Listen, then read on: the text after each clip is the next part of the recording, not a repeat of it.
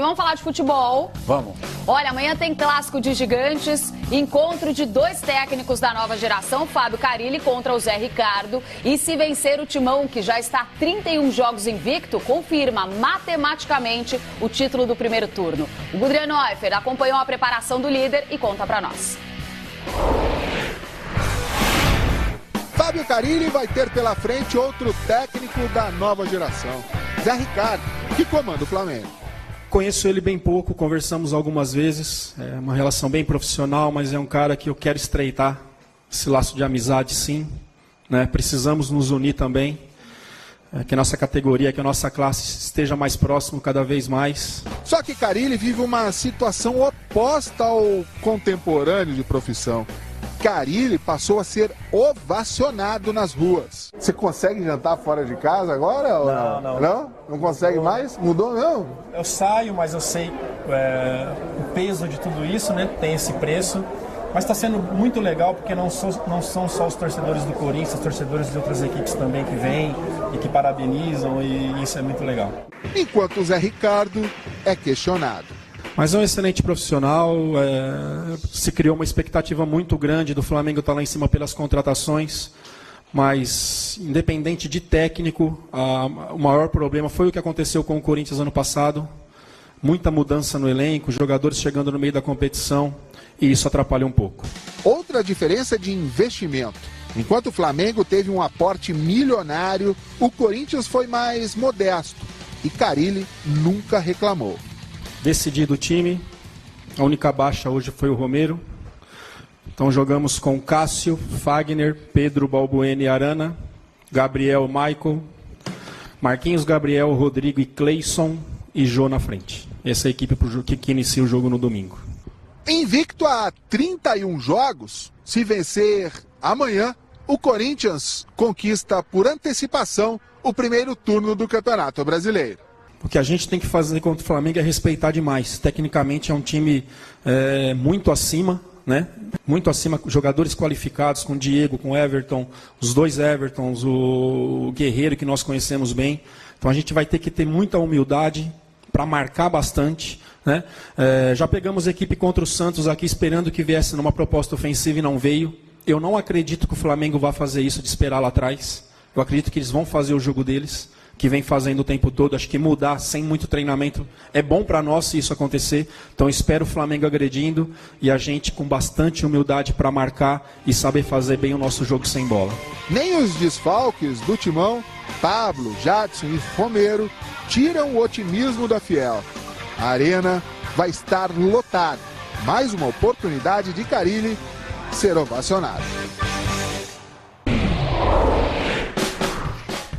Bom, o Flamengo, que ainda sonha com o título do Campeonato Brasileiro, precisa da vitória para se aproximar um pouco mais do líder. O zagueiro Hever, pelo segundo dia consecutivo, não treinou, mas viajou com a delegação rubro-negra. Juan e Rômulo foram observados na zaga do time e a reportagem é do Fábio Azevedo.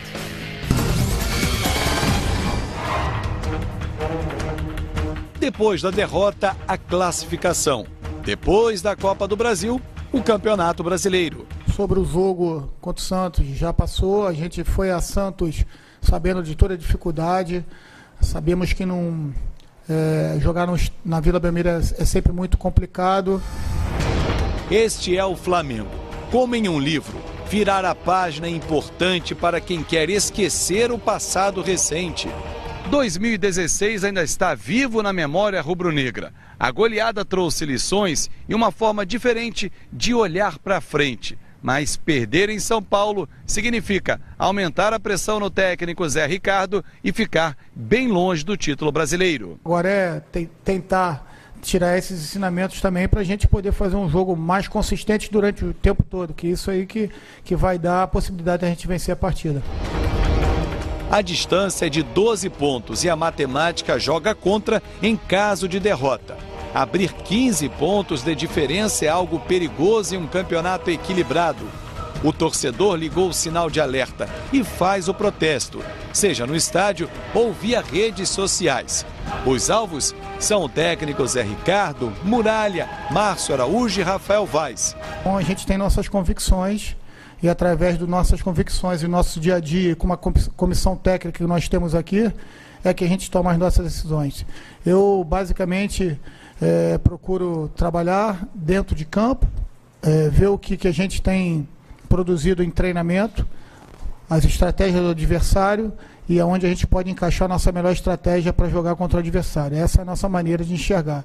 Agora, se a gente for se limitar ou tomar as decisões em cima do que as pessoas pensam, a gente realmente, o Flamengo com 40 milhões de torcedores, provavelmente vão ter metade disso aí de escalações diferentes. Eu respeito a todos, o nosso respeito pela torcida é imenso.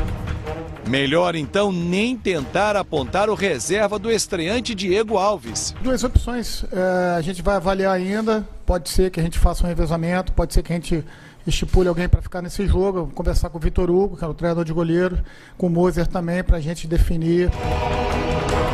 Um clássico cheio de histórias e rivalidade, mas que não decide o campeonato, muito menos o rumo do comando técnico do Flamengo. Mas, com certeza, pode mexer com o humor rubro-negro.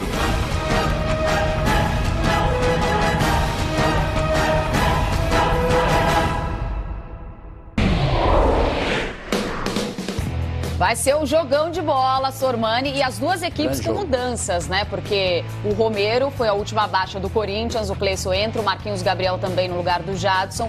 E o Flamengo também com peças novas, porque foram observados na zaga o Juan e o Rômulo, como eu disse, o Diego Alves agora estreia pelo Flamengo também, então jogadores novos aí nas duas equipes, vamos dizer. Verdade, Marina, mas vai ser um grande jogo, não tenho a menor dúvida disso. É o grande jogo da rodada desse final de semana do Campeonato Brasileiro. Até porque quando o Corinthians joga e o Flamengo também joga, a atenção, evidentemente, elas se voltam para essas duas equipes. No caso, o Corinthians é o líder do campeonato. E o Flamengo não pode deixá-lo escapar a ponto de praticamente perder a chance de conquistar o campeonato, ainda que estejamos no primeiro turno. Os desfalques do Corinthians. O Corinthians mostrou já várias vezes que não tem problema nenhum quanto a eles, porque o Corinthians, na verdade, forma um time. Ele não é um elenco apenas de 11 jogadores. Ele é um time formado por um elenco que sabe exatamente o que tem que ser feito. Então, quando sai uma peça e entra outra, nada se modifica. O Corinthians já jogou sem o Rodriguinho, por exemplo, já jogou sem o Fagner, já jogou sem o próprio Jadson. Não é a primeira vez que isso está acontecendo e não sentiu. O Corinthians mantém aquele mesmo padrão e aquela mesma força. O Flamengo é um time que vem de uma derrota, uma goleada para o Santos na Vila por 4-2, não jogou bem, a torcida está insatisfeita. E o que mais me chama a atenção, Marina, sabe o que é?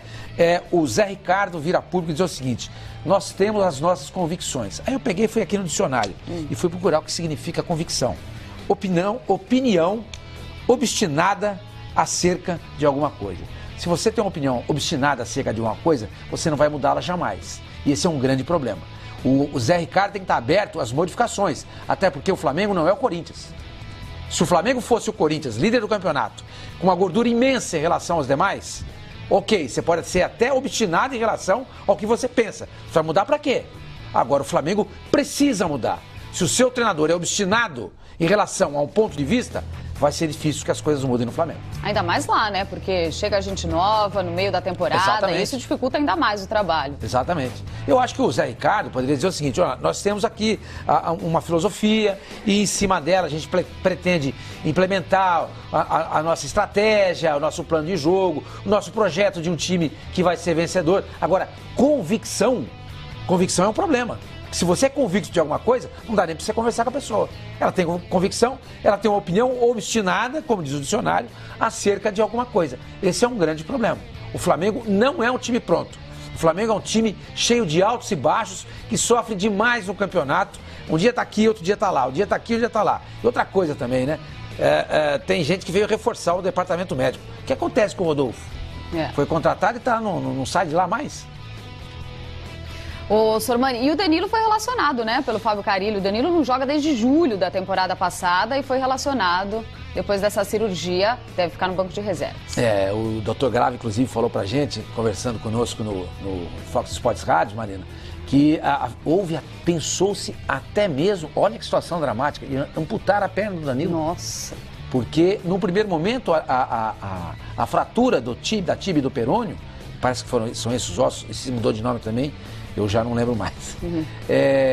A princípio achou-se que era algo simples, mas aí houve um rompimento de nervo, de ligamento, de tudo.